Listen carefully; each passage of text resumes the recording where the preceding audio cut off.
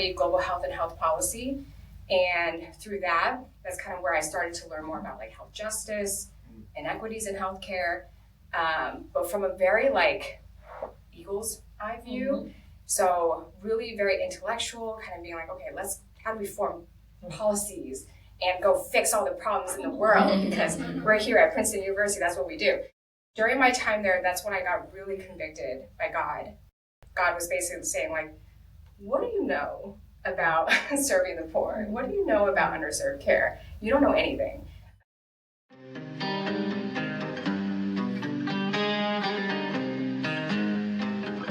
Hi there. I'm Roslyn Hernandez, and you're listening to We Got Us, Stories of Faith, Justice, and Collective Hope. This season is an immersive journey that invites you to witness how neighbors and local leaders are answering a powerful question. How do we acknowledge brokenness and challenge oppression to cultivate and preserve communities so everyone can flourish? In communities that are often marginalized, people are still creating spaces of hope, of justice, and shalom. In these stories, our guests say, even when systems fail us, we rise together because we got us. In this episode, we have Flo's story, a story that reminds us of the importance of being neighbors, that we all have ways to contribute to our communities, and that our call to the work of justice happens as much on a personal one-on-one level as it does in bigger systemic change.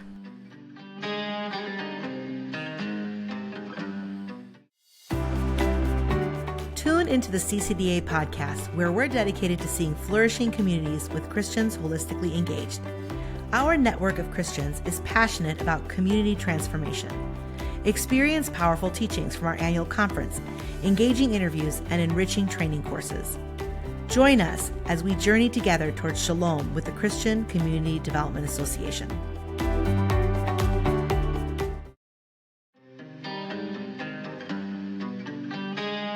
Our storyteller in this episode is Flo Shao. She is one of the leaders and neighbors we met at the Chicago Justice Pilgrimage that was hosted by Chasing Justice in July of 2025. Flo is a doctor, and she works at Lawndale Christian Health Center. I work as a family medicine doctor just across the street at the Lawndale Christian Health Center. I've been here coming up on 2 years. So my role over there, I see patients, I deliver babies in the hospital, I work with our new family medicine residency there. Yeah, so a little bit about, Lawndale Christian Health Center, like their mission is to show the love of Jesus through providing quality, affordable healthcare, specifically to this neighborhood, to the west side of Chicago. And the Lawndale Christian Health Center, it came out of this church right here. The people at the church, Coach, if you guys know who Wayne Gordon is, and the community members recognized there was a huge need. There's no healthcare access on the west side of Chicago. The Lawndale story starts with this crazy idea with high school kids back in 1978. At that time, the physician to population ratio was 7 times the national crisis level. Almost 30 babies died in that first year of life out of 1,000. It got so backed up at Cook County Hospital in the clinic that they wouldn't take new people. So if you were poor, living in Lawndale, and had never been to Cook County Hospital, you had no option for health care. We started having Bible studies with girls and boys from the school. And then the kids said, let's just meet at the weight room and have church. And they said, let's be a church that loves our neighborhood. That was the impetus that led us to have that first listening meeting. And we just invited people out to this. What are some of the needs in the community? Well, a lot of things made the chalk. Things like health care, legal care, education, violence. Just about any problem you think about in an urban community was on that list. I said, is there anything on there that we could do? And they said, let's pray and think about opening a medical clinic.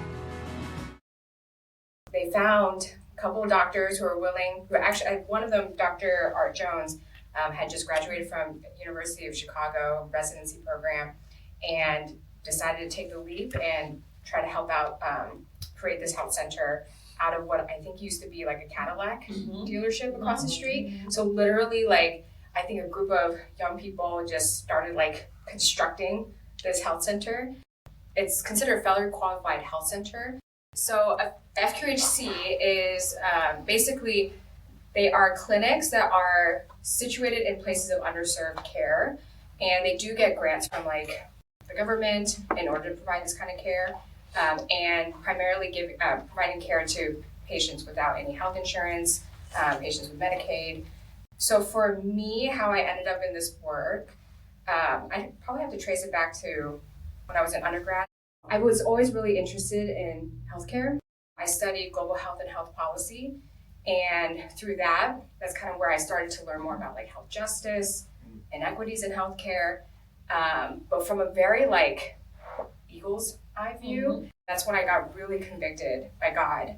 And so I think just realizing like, okay, what does it look like to actually care for people in underserved areas in the way that Jesus did? He was like walking side by side with them. And so I was like, okay, clearly I had this backwards. So I needed to kind of reorient my perspective on like, how do I want to pursue my career? So from there, I went to medical school. I was like, okay, I'm going to get all the training that I can in order to do the work that I felt called to do. And so I chose the specialty of family medicine. So family medicine is considered like a generalist. So we're kind of like, taught to do a broad scope of healthcare and with the focus of primary care. Family medicine is not really considered a very prestigious specialty, but the reason why I gravitated towards family medicine was because I knew it was a specialty where they taught you how to be in relationship with patients. It's about preventative care. You don't wait until they have the disease to treat the disease. You kind of try to see what is upstream from that and try to address things from there. So that really resonated with me. The way I ended up at Lawndale is I married a guy who I went to college with and medical school with. He's also not from Chicago. His name is Daniel. He interned at Lawndale after college and then learned everything that Lawndale was doing. Didn't stop talking about Lawndale for about 10 years straight. And then after we finished residency, we were actually planning on going back to California where my parents are. So we came to Chicago. I was like, okay, I know you talked about Lawndale for about 10 years. Let's go to Chicago. Let's go say goodbye. Let's get some closure. And then we came and visited and ended up signing a contract. So Flo and Daniel found themselves stepping further into their calling and their justice journey in Lawndale. But working and becoming part of a community you didn't grow up in comes with its own kind of education, especially when you're an Asian American doctor working with predominantly African American and Latino patients. One thing that I learned here is that there is a lot of distrust in the healthcare system, especially among our African American patients. And it's totally valid. The history of the American healthcare system is quite racist. So kind of first recognizing where that stems from was important. One example that comes to mind is I've been taking care of this 75-year-old lady who has a lot of like health conditions, a lot of chronic conditions, and just been struggling to kind of get her health together. And she sees a lot of specialists. Her son does kind of help take care of her a little bit, but he's kind of developed a little bit of reputation in certain clinics of really demanding things. And when I heard about that and I finally got to meet him, I was like, this guy is just, he's just really, really loves his mother. And I could just see that he's somebody who has probably had to fight for everything that he needed, for just his whole entire life. And he was being perceived as aggressive. In reality, he's just trying to be a good advocate for his mom. And I remember as soon as I just pointed that out to him, his entire wall just came down. And he was just a total softie. Because he loves his mom so much. Those small victories are kind of what drive me in the work that I do, because there's obviously a lot of pain, a lot of suffering, But when I saw that wall come down and I saw that he was like, starting to engage a little bit better, and basically I told him, I was like, okay, I am gonna walk with you and your mom for this whole journey. Let me write out letters for you to the specialist so that you know what questions to ask, because navigating the healthcare system is a beast. Even for me, as somebody who's been in the healthcare system for a while now, it's confusing, and specialists are intimidating, and so I kind of see part of my job is helping patients to be able to get the help that they need from the healthcare system that's so broken.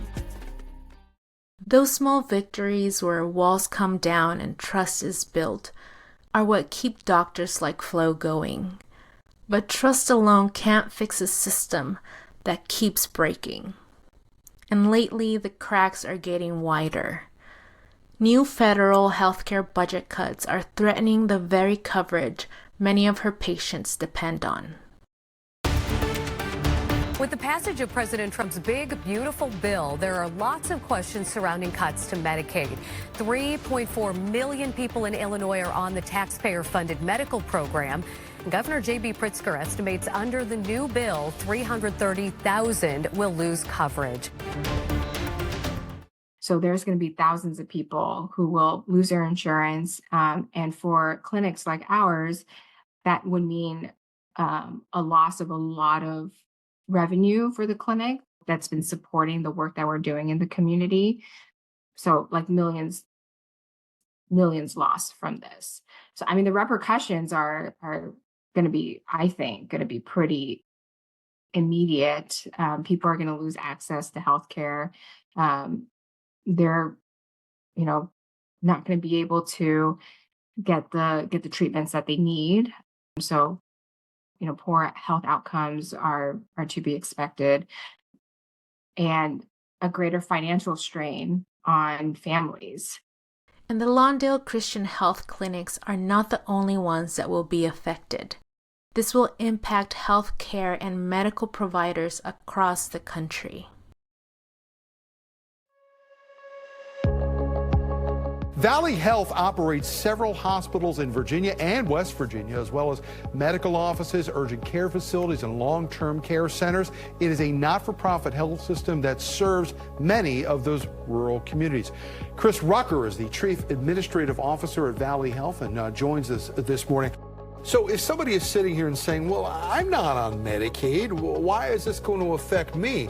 Could it affect me? Yeah, I think a lot of folks are asking themselves that. And for that, you want to zoom out a little bit and think of the healthcare ecosystem just as one large ecosystem. And if you're removing money from caring for patients, that squeeze is going to have to be felt somewhere. So it's not just the Medicaid patients that may see longer waits or may not be able to see a specialist. It's really going to impact all of us. The Big Beautiful Bill could bring the largest cuts to federal Medicaid funding in history. Amy Bluen is the president and CEO with a nonpartisan nonprofit Missouri Budget Project. She's with us this morning with more on how it may affect health care access across the state of Missouri. Good morning to you. Who could be more at risk with this funding cut? It is everybody, it's kids, it's seniors, it's people with disabilities, it's working families who will be impacted. So in the end, it will be our neighbors and family members who will suffer. First, it will be the most vulnerable. Grandparents who won't be able to afford nursing home care or won't be able to pay for chronic illness treatments. The mothers and fathers who will receive higher birth bills. People who work part-time jobs and don't have health insurance through their work. Children whose treatments rely on this program. Later, it will be everyone in areas where hospitals and clinics and any other medical providers end up closing down. Once these medical providers close, everyone in the surrounding area will be affected, even if they do have insurance. And health providers that manage to remain open will become overwhelmed with extra patients. These are only some of the consequences related to Medicaid. This bill includes budget cuts to other social programs as well. This is the part of the episode where we're supposed to get a resolution to the story. But this story doesn't have a neat ending. In fact, the story's not over. We're all in the middle of it, in the middle of uncertainty. But even in uncertainty, there is hope. For Flo, this hope is what motivates her to keep going. It's the hope and invitation found in Jeremiah 29:11. So the context of this verse is Israel is in exile, and they are there for several generations. And to be in the position of Israel, listening to God say, I know the plans that I have for you, to prosper you, not to harm you, to give you hope in a future. Sometimes I think about like, oh, well, in their situation, they're like, we're stuck in this situation for years, if not generations. Like, what do you mean? And I think it's just a reminder for me that, our plans, our vision for what is, the perfect outcome is not always the same as what God has in mind. And it's usually less than what God has in mind. And so trusting that God has this greater plan, I think for me really helps push me forward. Like, even if I'm like, oh, wow, Lawndale has been in this community for 40, 50 years. And like, but there's still poverty. Why is there's still poverty? Why is there still gun violence? Right? It's like, have we not done enough? Or maybe God is still unfolding his plans in this community. So I think it's also a reminder for me of, there is a bigger picture that God is working on.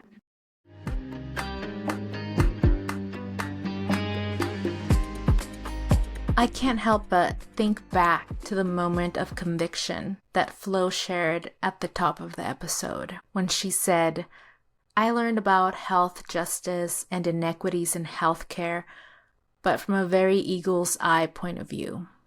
Being like, okay, how do we form policies and go fix all the problems? But God was basically saying, what do you know about serving the poor? What do you know about underserved care?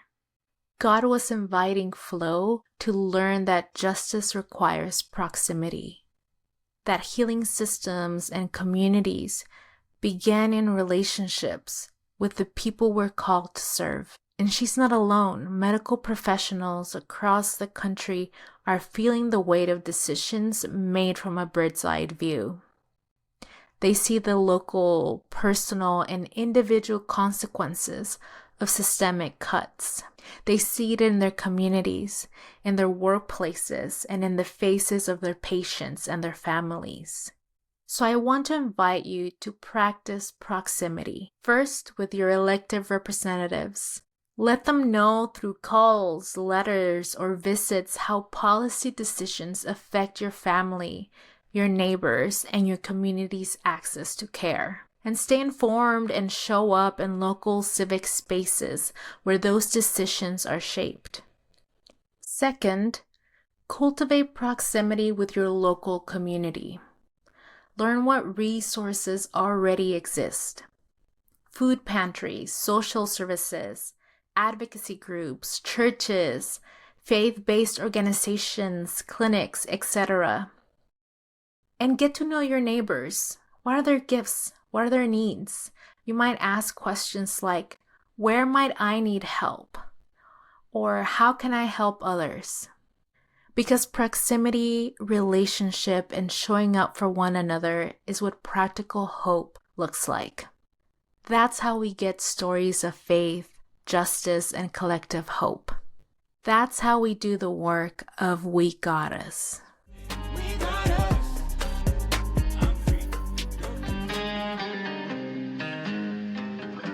Before we wrap up, we want to leave you with some practical advice and encouragement. I mean, I think there are, especially if a lot of your listeners are in that college age, the world's going to say that you need security, you need wealth, you need fame in order to make any kind of change in the world and in order to make any kind of difference. But that's just not true. And so in order to kind of combat those voices, I would say it's so important to find community of like-minded people who can kind of speak truth into your life and counteract those other voices. So, yeah. So, for me, I think that looked like when I was in medical school, being part of the Agape Church and just being around people with very different backgrounds and different life experiences that can tell me stories and testimonies about how God is working in their lives. I think hearing those stories are very life-giving and very encouraging. The other piece of advice I would give is just remembering that this kind of work is a marathon and it's not a sprint. So recognizing that it's a marathon and not a sprint will just change the way that you view how you're working, right? You're going to be pacing yourself. You're not going to just like go forth and with a burst of energy and just burn out. Yeah, those are so good and such great reminders. So are there any words of hope you can give to our listeners who might feel like, what can I do? I'm just a teenager or I'm just a college student. There is no such thing as just a blank, right? I think everybody is given their unique set of gifts and passions that are critical. Yeah, and I think one word of hope I can maybe share is just don't underestimate the power of presence, of just being there, being involved. Yeah, because like the story I was sharing earlier about my patient's son, I can't be the patient's son, right? I can't be that kind of advocate for that patient. So his gifts, his advocacy, his love for his mom is something that's not replaceable, right? So it's kind of like we all need to build each other up in our own gifts and realize that we all bring something to the table that somebody else can't. In the hospitals as a medical student, sometimes you just feel like, oh, I'm just always in the way. I don't really know what I'm doing. But what I realized is as a medical student, one thing I did have that the other people in the hospital maybe didn't have was time.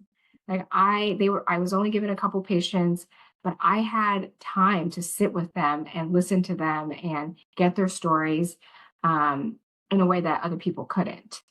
And I did see that had an impact on my patients. So I do tell medical students, I'm like, that's your power right now. Your power is time. Your power is your presence. And don't ever let anybody underestimate that because you're bringing something to the table that somebody else can't. The work that we're doing is a team sport. And I mean, even just from like me as a doctor, there are other fields, right, that are addressing healthcare issues and health issues that in ways that I can't. And so like we have a Lawndale, they built like an urban farm where we can give vegetables as a prescription to patients who don't have access to healthy food. And I see like, oh, the people who are working that farm, growing the vegetables, they are just as important in addressing this healthcare issue, if not more important than what I'm doing in the clinic, where I'm just saying, I think you should eat more vegetables. Go check out the farm and we can get you some vegetables there. So every piece is critical. We're all on the same team. We're all trying to do the same thing. So we got to support each other in that.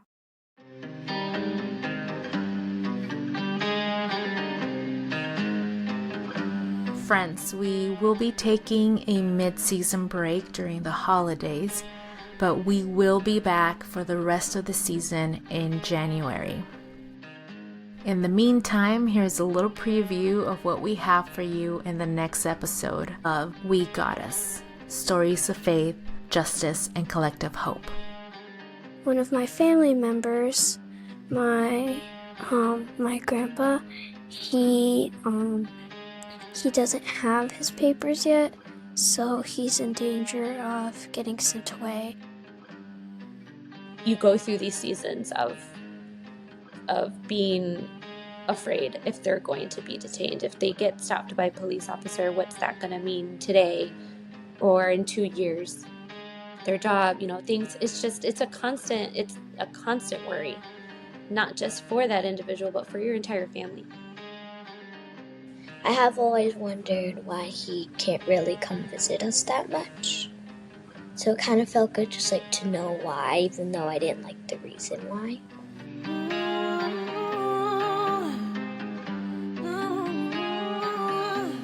This podcast season was made possible by the Storytellers Grant from Christians for Social Action. This episode was produced, content edited, and narrated by me, Roslyn Hernandez, with video and sound editing by Nassim Bolis. The theme song for the season is We Got Us, and it was produced in collaboration with Common Hymnal. And we want to give a special thanks to Flourish for sharing her story. To learn more about this episode, you can check out the show notes. If you haven't already, share, leave us a review, and subscribe so you don't miss future episodes. Please keep the conversation going on YouTube comments. This episode is available on our YouTube channel, and you can find us at chasingjustice_. That's Chasing Justice without any spaces, chasingjustice_.